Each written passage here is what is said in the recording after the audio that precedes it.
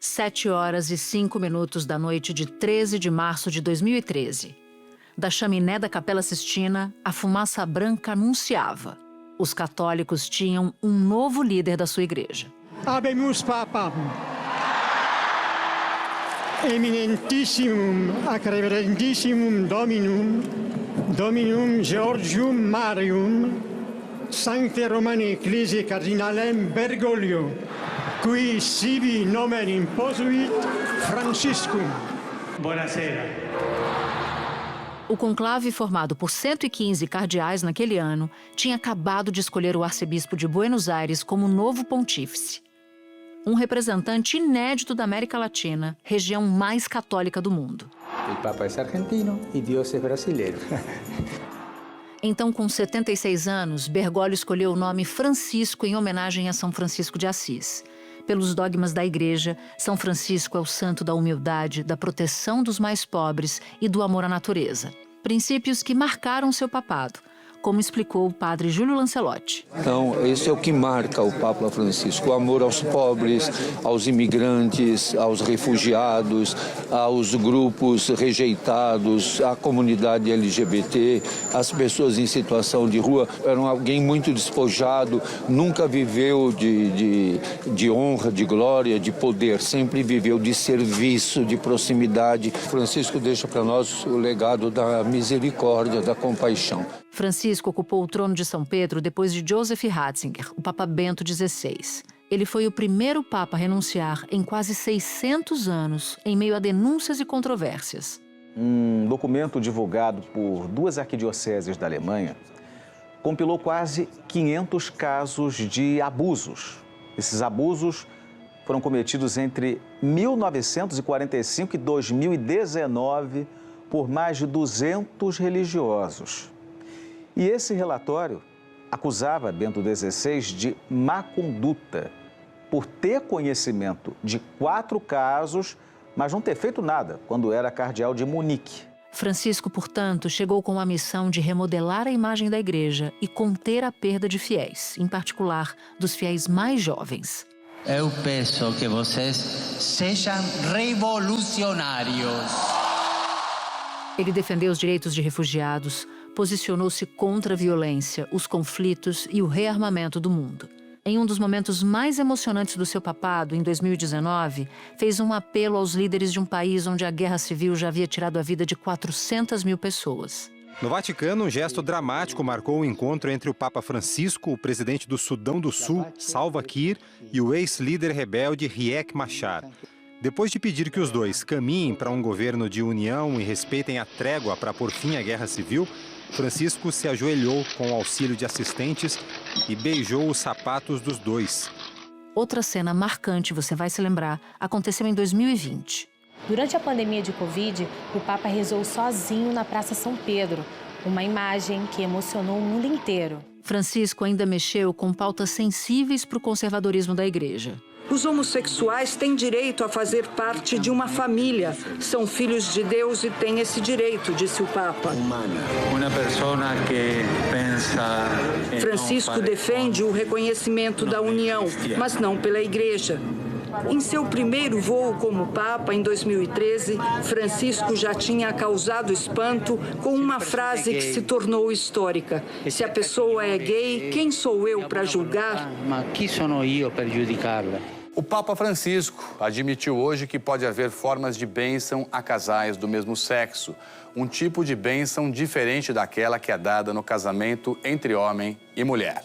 E também defendeu uma outra visão sobre as mulheres. Nós estamos acostumados com esta cultura machista, ¿no es cierto?, a tener a la mujer como un ser humano de segunda calidad. Pero la mujer que lleva adelante una familia, que lleva adelante los pueblos, que se acerca a la necesidad. Abrindo mais espaço para elas dentro da igreja. Pela primeira vez, as mulheres vão poder votar no Sínodo dos Bispos. O Sínodo é uma das principais instituições do Vaticano, dominada por homens há séculos. Alguns setores conservadores reagiram mal, encararam a decisão de Francisco como uma ameaça aos valores tradicionais da Igreja. Ainda que tenha defendido mais reformas na Igreja, na prática, o Papa Francisco alterou uma única doutrina sobre a pena de morte. O Papa Francisco anunciou uma importante mudança na doutrina da religião. A pena de morte passou a ser considerada inadmissível em qualquer caso. Ele sempre teve uma posição de que quem está preso, de quem está condenado, é um ser humano, tem a mesma dignidade que qualquer um outro. Por diversas vezes, a saúde de Francisco foi fonte de preocupação. No dia 14 de fevereiro, o Papa foi internado com uma grave infecção respiratória e com pneumonia nos 2 pulmões. Teve alta após quase 40 dias, mas ainda estava bem debilitado. Sua última aparição pública foi na missa de Páscoa do último domingo. Cari fratelli e sorelle, buona Páscoa. A voz fraca e a respiração ofegante, provas do seu imenso esforço físico, provocaram aplausos e lágrimas na Praça São Pedro. E na madrugada de 21 de abril de 2025, um dia depois da Páscoa e 12 anos depois da sua nomeação, o sino da Basílica de São Pedro anunciou o momento da despedida.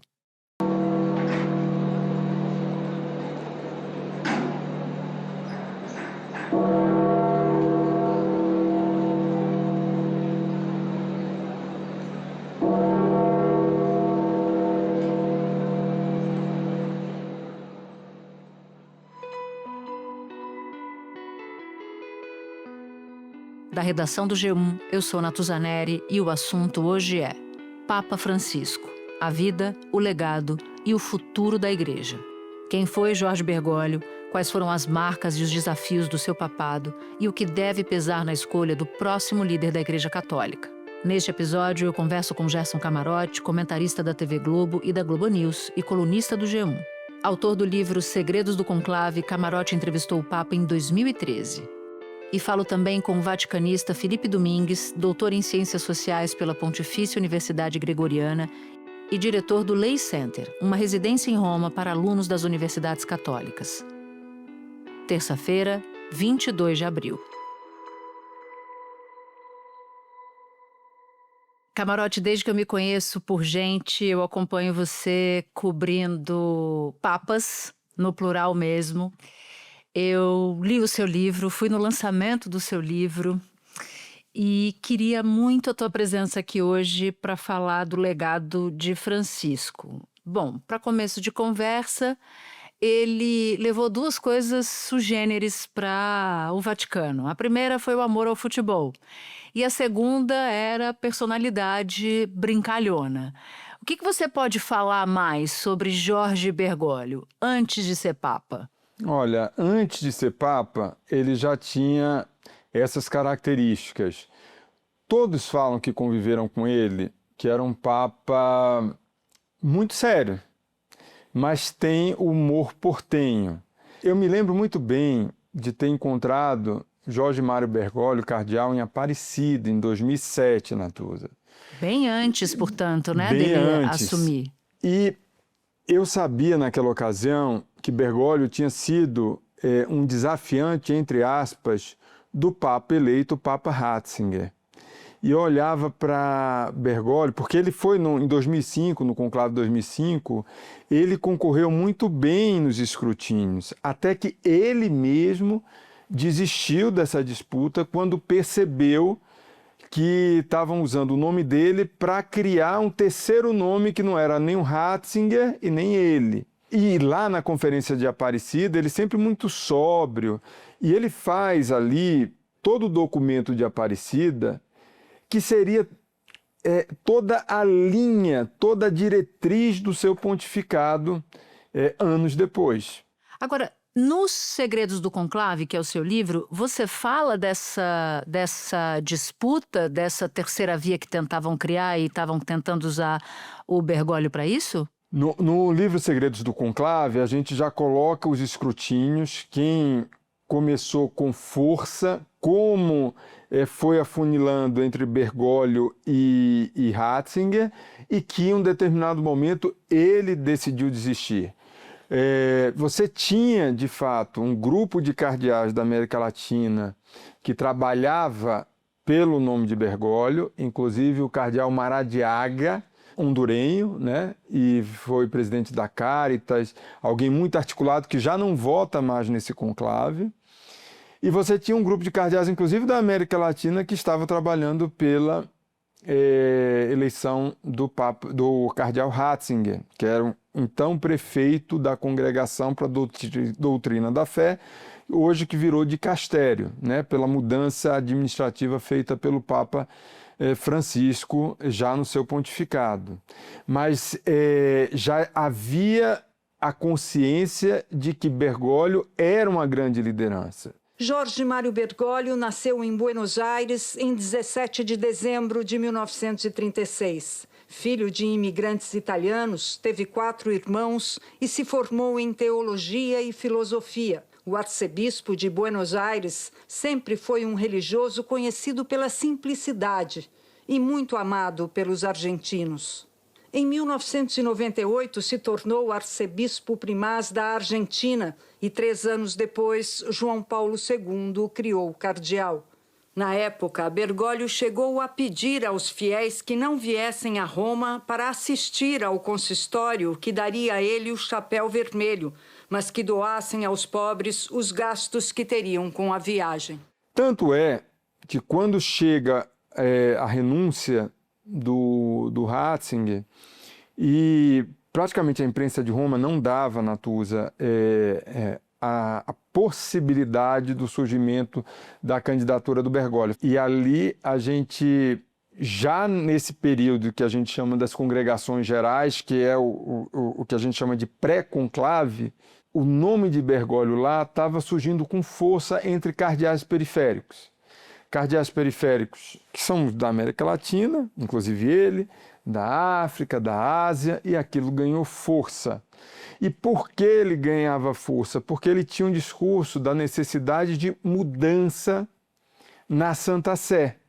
Porque os cardeais que chegavam, principalmente vindos de fora, em 2013, chegavam muito assustados. Assustados com o quê? Uma série de problemas, escândalos que o Vaticano estava vivenciando naquele momento. Você tinha escândalos envolvendo desvios no Banco do Vaticano, escândalos de abusos sexuais, o vazamento de documentos secretos do Papa Ratzinger. O maior escândalo foi o Vatilix, em 2011. Bento XVI ainda era Papa, quando o mordomo dele vazou à imprensa documentos sigilosos com informações sobre corrupção, má gestão do Banco do Vaticano, desvio de dinheiro, nepotismo e também disputas internas na igreja. E os cardeais que chegavam do mundo estavam muito preocupados com isso. E quem capitaliza esse discurso de mudança, da necessidade de mudança, e é eleito para isso e faz as mudanças, é justamente o cardeal Jorge Mário Bergoglio, eleito Papa Francisco. Francisco está sendo descrito como o Papa de muitos primeiros. O primeiro Papa latino-americano, o primeiro jesuíta, o primeiro a usar o nome Francisco e o primeiro a abordar o tema da emergência climática. Um ponto importante. Lá em 2007, quando você encontra o Bergoglio em Aparecida, já havia ali o humor dele, que você menciona, aquele humor portenho, mas ele já apresentava uma personalidade mais moderna para os padrões da igreja, ou mais progressista em alguns temas para os padrões mais conservadores à época? Ou esse traço você não enxergou naquele momento? Quando a gente conversa com prelados jesuítas que conheciam bem Bergoglio, eles falam muito isso. Ele era, e de fato a gente percebeu, ele era muito mais um cardeal muito recatado, mas já tinha traços de simplicidade. Ele fica numa hospedaria em Aparecida, muito simples, um hotelzinho muito simples lá em Aparecida. Ele tinha hábitos simples em Aparecida. Então, isso que seria uma característica do seu pontificado, a simplicidade, era perceptível. Popular, avesso ao luxo, abriu mão de morar no imenso apartamento do Palácio Apostólico, há séculos destinado aos papas. Preferiu a modéstia e a sobriedade da Casa Santa Marta. É aquele mesmo cardeal que chega com uma maletinha de mão para o conclave com um sapato velho para o conclave de 2013. Então, essas características muito preservadas. O Papa Francisco, veja bem, do ponto de vista de cardeal, ele teve enfrentamentos na Argentina em alguns temas relacionados a questões, por exemplo, ele sempre foi contra, isso é da doutrina da igreja, não poderia ser diferente, por exemplo, aborto, casamento de homossexuais, isso ele não muda na doutrina. O que é que muda o Papa Francisco? É o tom, Natuza. E esse tom ele é muito revolucionário. Não é dizer pode, não pode, sim ou não. Estava ouvindo agora o cardeal Dom Paulo César Costa, que é arcebispo aqui de Brasília, um dos mais jovens cardeais que vai participar do conclave. E ele está falando, não é sim ou não, é o Papa que acolhe, é o Papa que, aí eu acrescento, é o Papa que não julga. Na sua última mensagem para o Dia Mundial dos Pobres, no ano passado, ele disse que devemos agradecer pelas pessoas que escutam os mais pobres. Ele defendeu que o silêncio quebra-se sempre que se acolhe e abraça um irmão necessitado. Porque numa cultura que colocou a riqueza em primeiro lugar, eles remam contra a corrente, tornando claro que o essencial da vida é outra coisa. Então, isso é uma mudança impressionante num pontificado e na própria cúria romana. É uma igreja de acolhimento, né? É uma igreja materna, uma igreja mãe. E aí sim, ele não muda, eu diria, fundamentos da igreja, nem poderia, mas ele muda questões objetivas. Por exemplo, em resposta aos escândalos sexuais, ele faz uma espécie de devassa. Ele cria um conselho de cardeais, chefiado pelo cardeal Sean O'Malley, de Boston, faz um grupo para combater pedofilia. Ou seja, ele não muda a doutrina, mas ele muda até certo ponto a prática, a atitude. A atitude. Por exemplo, mulheres. Você não tinha mulheres em cargos de comando no Vaticano. Agora, por exemplo, você tem. Inclusive, você tem, por exemplo, uma congregação, um dicastério agora, né, que mudou o nome, importantíssimo, que cuida das congregações, dos institutos da vida consagrada, é comandado por uma freira, a freira Simona. Então, que era uma função historicamente só ocupada por cardeais. Então, ele vai abrindo a igreja. Não permite a união de homossexuais, o casamento de homossexuais, mas a bênção aos casais homossexuais. Mas quem sou eu para julgá-la? Quem sou eu para julgar, disse sobre os homossexuais, um dos maiores tabus da Igreja Católica, e fez história quando oficializou a bênção para casais homoafetivos em 2023. E não se devono emarginare a queste persone per questo. Devono essere integrati in società. E aí quando a gente vê, mas avançou pouco, pelo contrário, foi uma revolução o que o Papa Francisco fez. Tamanha revolução a gente percebe pela reação interna dos conservadores. Como é que foi essa reação interna dos conservadores? Natuza, você teve em alguns momentos cardeais conservadores se reunindo para questionar o Papa, admoestar o Papa, em carta pública. Você teve um determinado momento que cardeais começaram a soltar cartas questionando o Papa. Então, vários cardeais contestavam o Papa abertamente, Natuza, abertamente. Chegou-se a temer, inclusive, em determinadas igrejas do mundo, como na Alemanha, uma espécie de cisma. Em alguns momentos, eu vejo até o Papa Francisco reafirmando a doutrina da igreja e voltando um passo atrás para continuar em alguns movimentos de avanço. Com estilo direto, franco, espontâneo, adepto dos discursos improvisados, ele escolheu falar daquilo que achava que o mundo precisava ouvir.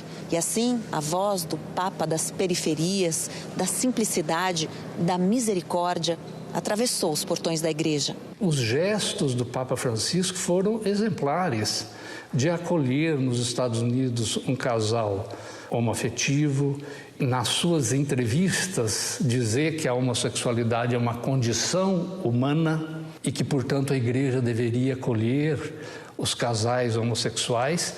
O arcebispo da maior arquidiocese do Brasil, cardeal Dom Odilo, falou de um Papa reformador. Uma igreja não voltada para dentro, apenas cuidando de si, mas uma igreja para o mundo. Tem uma cena muito forte na Tusa, mas um dos últimos atos do Papa Francisco, na quinta-feira da Semana Santa, ele vai para um presídio. E eu acho que isso é muito simbólico da representatividade do seu pontificado. Porque no primeiro ano de pontificado, para o padre jesuíta Antônio Spadaro, como é que o senhor se autodefiniria? Ele, um pecador. E quando ele esteve aqui no continente para visitar a Bolívia, ele fez questão de ir num presídio e falou uma frase fortíssima: eu poderia ser um de vocês. Então ele se coloca no lugar dos presos e um dos últimos gestos é justamente visitar um presídio, já sem condições alguma de estar saindo do Vaticano, era determinação, repouso absoluto. E ele vai e num pequeno quebra-queixo com jornalistas ele fala, por que eles e não eu? Camarote, eu quero justamente voltar para 2013 que você mencionou. Como é que você conseguiu uma entrevista com o Papa Francisco e qual foi a sua impressão dele naquele momento, já como Papa? Qual é o processo dessa entrevista? A gente sabia que quem viria para o Brasil era o Papa Ratzinger, o Papa Bento XVI. Eu estava me preparando para fazer essa cobertura da Jornada Mundial da Juventude, já com muita antecedência. E já tentando me posicionar para tentar, quem sabe, chegar próximo do Papa, tentar alguma fala do Papa exclusiva, quem sabe alguma entrevista, era meu objetivo. No meio do caminho, o Papa renuncia em fevereiro de 2013 e tem o conclave de março de 2013. Então, nesse conclave, eu já estava muito bem posicionado, porque eu já estava acompanhando todos os passos da igreja, dos cardeais, dos bispos, como estava correndo esse colégio de cardeais. E quando eu vou me preparar para a cobertura, eu disse, não, vou fazer um livro para ser um cartão de visitas para o Papa Bergoglio saber que tem no Brasil jornalistas que cobrem em profundidade os temas do Vaticano. E eu fiz um livro contando os bastidores do conclave do Bergoglio e de Ratzinger. O livro estava nos aposentos do Papa, na Casa Assunção, lá no Alto Sumaré. O livro chegou lá e ele teve também interesse. Então, não tinha na Tusa. O Vaticano tinha deixado claro que ele não daria entrevista, não deu, inclusive, no avião. Então foi uma ajuda de várias pessoas, vários prelados. Foi uma entrevista conjunta minha com Felipe Auí, jornalista também, e a gente consegue chegar no Papa Francisco. O ponto fundamental na Tusa é que ele não dava entrevista. E depois, conversando com alguns prelados, e falava assim, olha, mudou completamente, porque logo depois da entrevista, eu tive um encontro rápido, reservado, bem rápido com o Papa. E ele ficou muito feliz, muito satisfeito com o resultado. E ele passa a adotar entrevistas como uma forma de se comunicar em seu pontificado e uma forma inédita também para papas. Então, era uma forma dele falar uma linguagem mais contemporânea também. Agora, Camarote, não tenho como me despedir de você sem te perguntar sobre os favoritos a partir de agora. Eu poderia começar pela exclusão. Eu não acho que vai ser um cardeal conservador. O cardeal Sara está colocado porque ele é eleitor.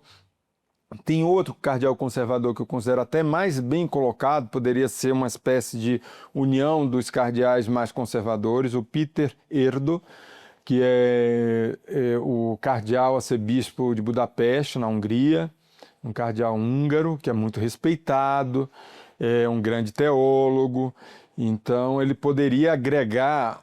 É lógico que os conservadores, pelo menos nos primeiros escrutínios, eles vão consolidar votos em um desses nomes.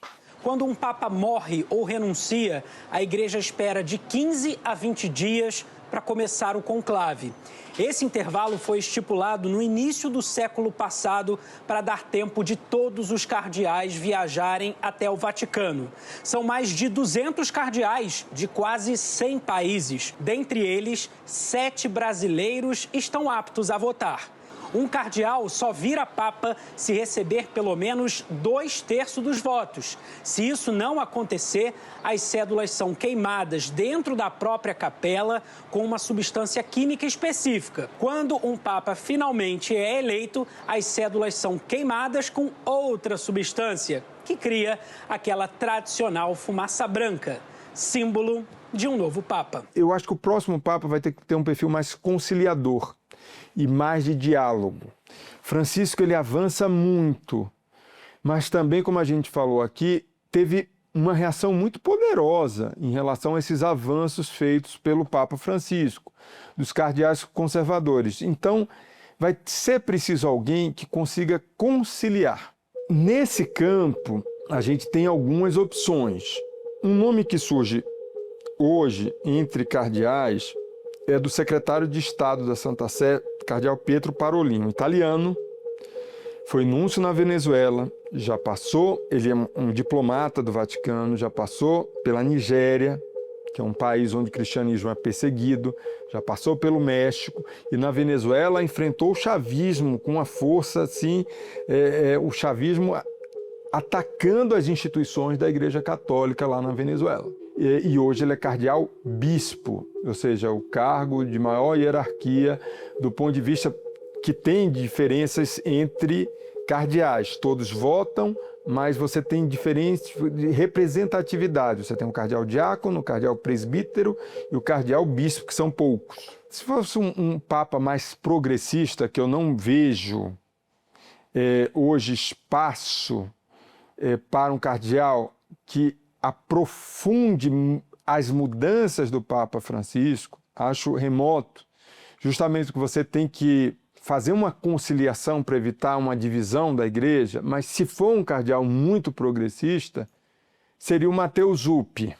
Matteo Zuppi, ele é o presidente da Conferência Episcopal Italiana, arcebispo de Bolonha, e você tem, por exemplo, o cardeal Tagle, sair da Europa.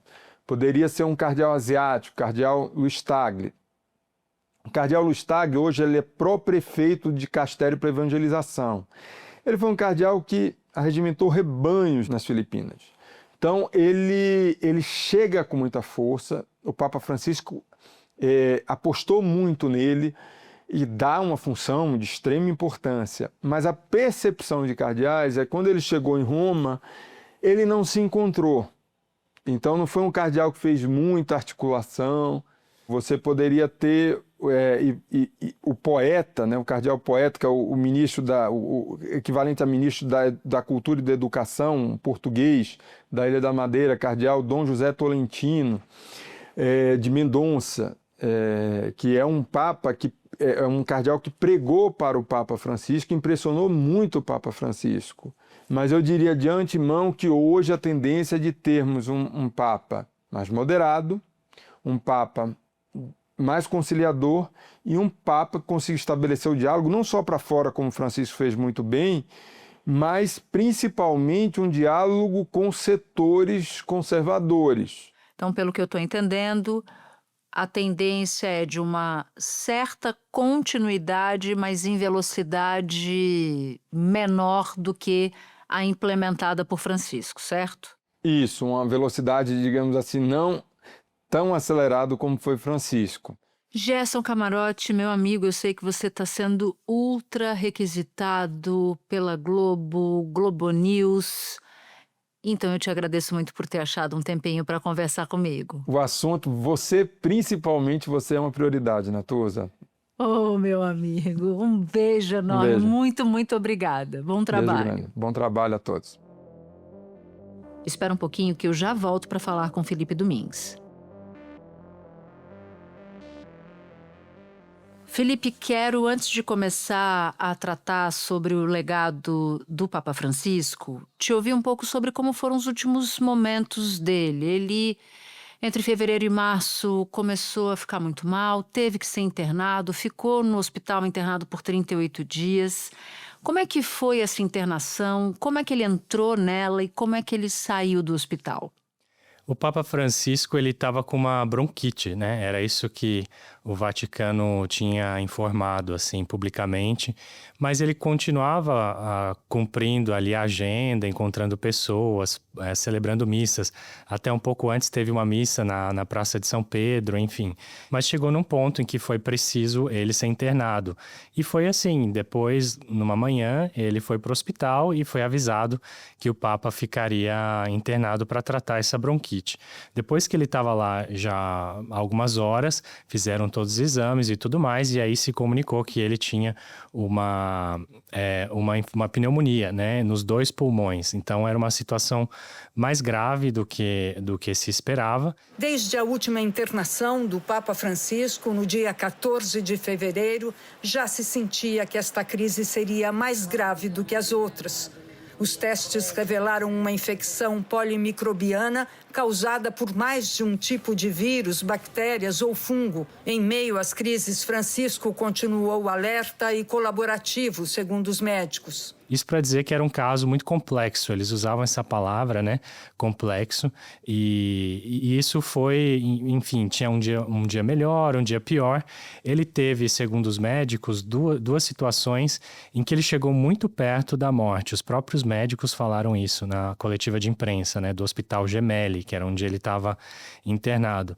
E ele chegou ali muito próximo. Ele teve falta de ar, né, dificuldade para respirar, uma vez até ali teve um episódio de vômito, acabou aspirando o próprio vômito. O Vaticano divulgou todos esses detalhes, até de uma forma... Isso aí foi um pouco uma novidade, né? O nível de detalhes da questão de saúde do Papa. Segundo eles, ele mesmo queria que toda a verdade fosse publicada. Muitas vezes ele mesmo preferia dar certas notícias ou escrevê-las. Como os boletins no hospital que ele mesmo escrevia, porque queria ter certeza de que nada seria escondido dos fiéis. Aos pouquinhos ele foi melhorando, né? Ele foi melhorando, ficou aí 38 dias no hospital, depois recebeu alta, apareceu na janela, enfim, nós vimos o Papa ali muito debilitado, mas ele, né? Era ele estava ali, tinha um pouco de dificuldade para mexer os braços, não conseguia falar tão bem, né? E eles disseram que isso era normal, porque ele precisava de oxigênio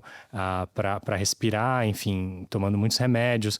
Foi um quadro muito grave mesmo, mas ele conseguiu sair. E aí ele voltou para o Vaticano e ficou toda essa questão, né? Como é que vai ser agora? Os médicos tinham falado 2 meses de repouso, né? Mas o Papa Francisco, ele era um pouco teimoso, né? Ele fazia as coisas do jeito dele. Ele quis, em 2 semanas, ele voltou a encontrar as pessoas. Ele saiu, ele foi na igreja, ele visitou túmulos de outros papas e ele deu essa bênção no dia de Páscoa, que é a bênção mais importante que um papa pode dar, que é a Urbi et Orbi, e foi a última coisa que o Papa Francisco fez publicamente como papa. As últimas horas de um dos papas mais queridos da história foram de rebeldia e de extrema entrega. Francisco deixou o repouso obrigatório na Casa Santa Marta para viver a sua última Páscoa ao lado dos fiéis. O Papa citou em seu discurso cada um dos países que vivem conflitos. Depois, contrariando todas as recomendações médicas, subiu no papamóvel e andou entre as pessoas, até tocou as crianças que apareciam diante dele. Então ele deu essa bênção no domingo de Páscoa, ali mais ou menos na hora do almoço, e o Vaticano informou que na segunda-feira, às 7h35 da manhã, ele teve esse AVC, né, e uma crise respiratória, e, enfim, não conseguiu sobreviver a mais esse episódio aí, né, na saúde um pouco agravada. E quais foram as palavras dele? Que tipo de mensagem ele deu nesta bênção, Felipe? Essa é uma bênção que o Papa faz 2 vezes por ano, na Páscoa e no Natal, e geralmente Urbi et Orbi significa para a cidade e para o mundo, então para a cidade de Roma e para o mundo, né? O Papa sendo o bispo de Roma e também o líder da Igreja Católica, o sucessor do apóstolo Pedro, né? Então é uma mensagem que o Papa reflete sobre os principais problemas geopolíticos, né, da humanidade ou as ameaças ali à paz social, né? Então ele fala das crises, das guerras, da violência. Eu destacaria principalmente um pedido de cessar-fogo, né? Que a última mensagem dele foi essa. Pater, et Filhos, et Espírito Santo. Amém. Né, se Cristo ressuscitou, superou a morte, por que a gente não pode superar problemas muito humanos, né? Esses problemas muito mais tangíveis e concretos que são os conflitos, né? Então, ele pediu esse cessar-fogo, pediu negociações, e especialmente na Terra Santa, na Ucrânia, Mianmar, Congo, República Democrática do Congo, são países que ele sempre, o Iêmen, que ele sempre mencionou nessas mensagens.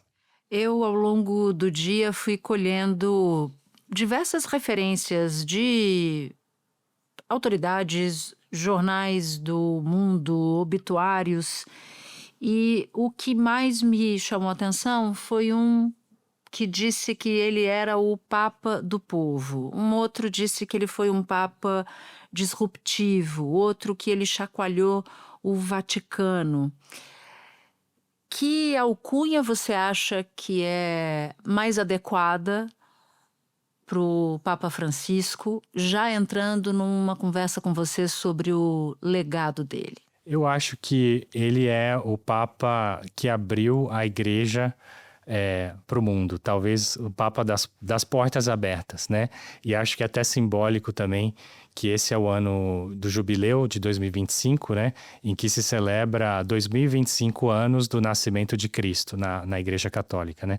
Então, nesse ano do jubileu, abrem-se as portas santas, né? As portas de algumas basílicas de Roma.